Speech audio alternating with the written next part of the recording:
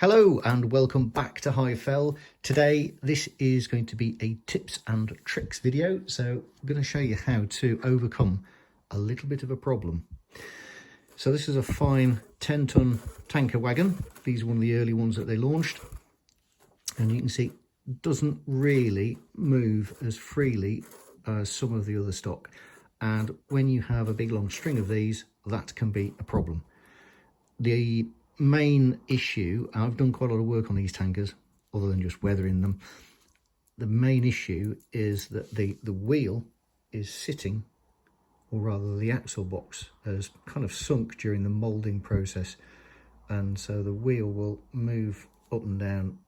I'll try and show you like that without the finger in the way, and all of that extra movement means it can come in contact with brake shoes, which are nicely moulded on there, and also it can contact on some of the moulding inside. Now you can improve it by machining some of that away, but you still got this wobbly wheel situation.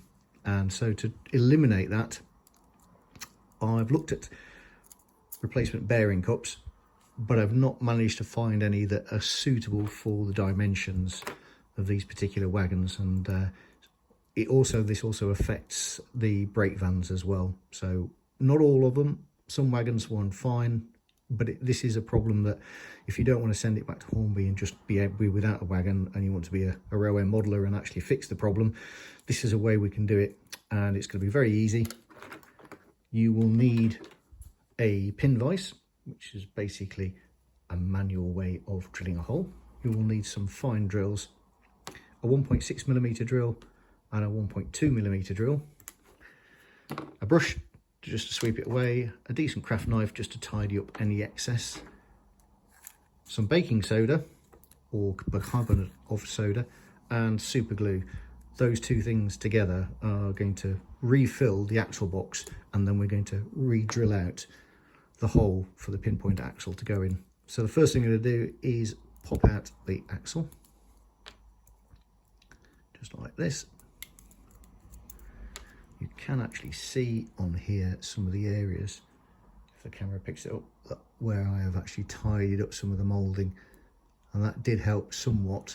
And I did lubricate the axle boxes as well. That sort of helped, but it didn't really cure the problem. And of course the wheels do wobble up and down, which means you get quite a lot of shunting in them as well. So what I'm going to do is, with this, I'm going to just gently open out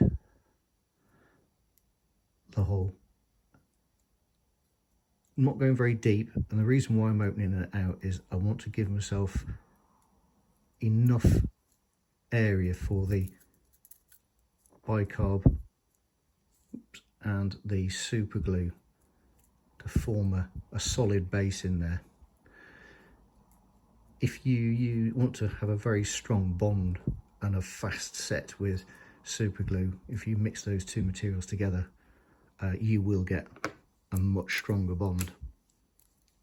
It's quite a well-known little trick. I'm just going to brush those bits away. Also, if you have lubricated or put anything inside the axle boxes by just opening these out a little bit, it will machine that bit away. Effectively, we're reaming out this hole. You don't want to go too deep with this, because you don't want to push through outside of the axle box moulding here. If you do, you can just pop some filler in that and paint it black. It's not the end of the world. Right, so drilled those through, and so the next thing we're going to do is I'm then going to backfill this with some bicarbonate of soda, and then we're going to drop some glue on it. Okay, so this is just regular bicarbonate of soda, sort of thing that you'd use in your baking.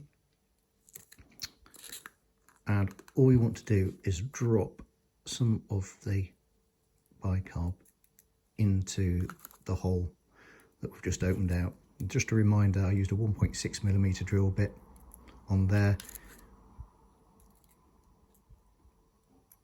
And that just seems to be enough. And just to kind of level it out. If the level of the bicarb is below the level of the plastic, as long as it's not too far down, that will be fine. And all I'm going to do is I'm just going to brush some of this excess away, because it will just mean that if I catch it with the glue, there'll be less tidying up to do later. So you're going to top that up a little bit more. Just a word of warning, although we're dealing in very small quantities here, best not to breathe in the vapour from super glue, particularly if you're putting bicarb with it.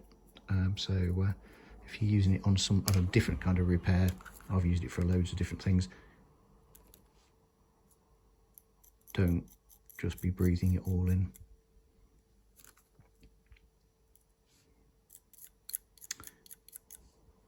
Just take your time and don't brush it all out like I just did there. So we'll just refill that again.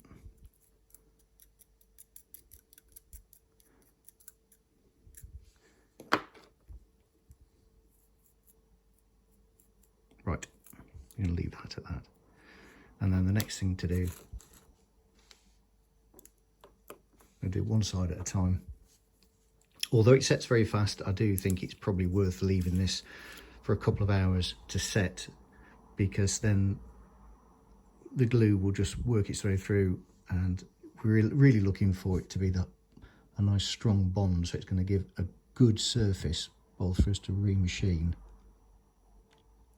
and also for the axle to run in, hopefully for many years to come.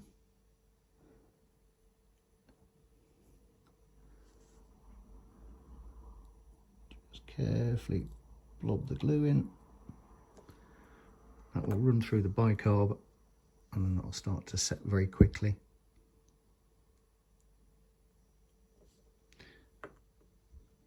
There we go. Okay, so I'm going to leave that now.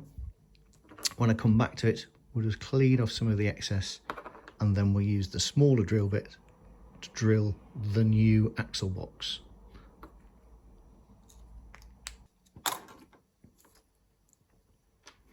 So what we're going to do now is mark out where we need to drill the holes to get them into the centre of the axle box.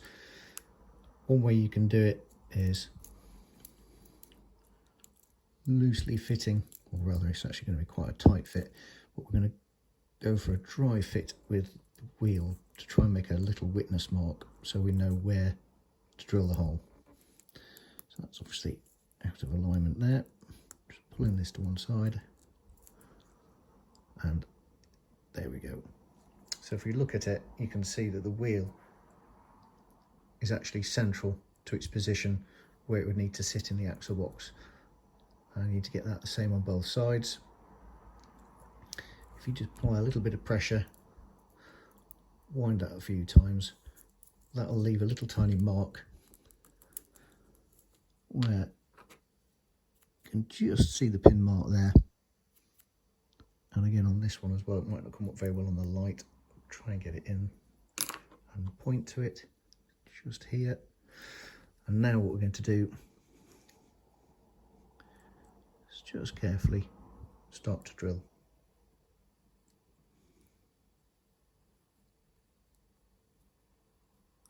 Doesn't need to go too deep, just enough so everything runs nice and smoothly.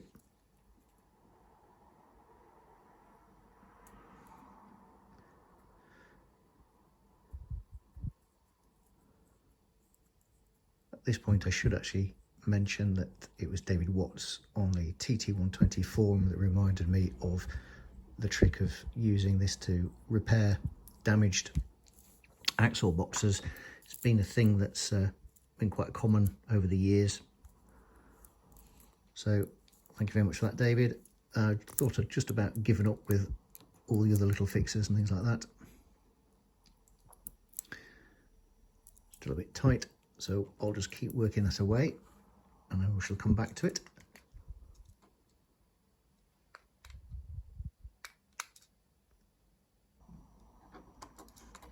So I've done both axles now, and the wheels run really nice and freely, but critically there isn't all of that extra oscillation inside. They're not loose in the axle boxes like they were before. So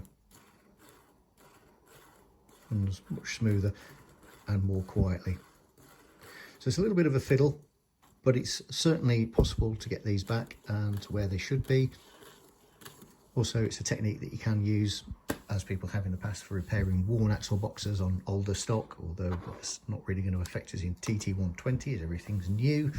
And then what we'll do is we'll just bob this on the layout and on a longer straight, and I'll show you just how it runs on there. So we'll give this a little run and see if it runs nice and smoothly.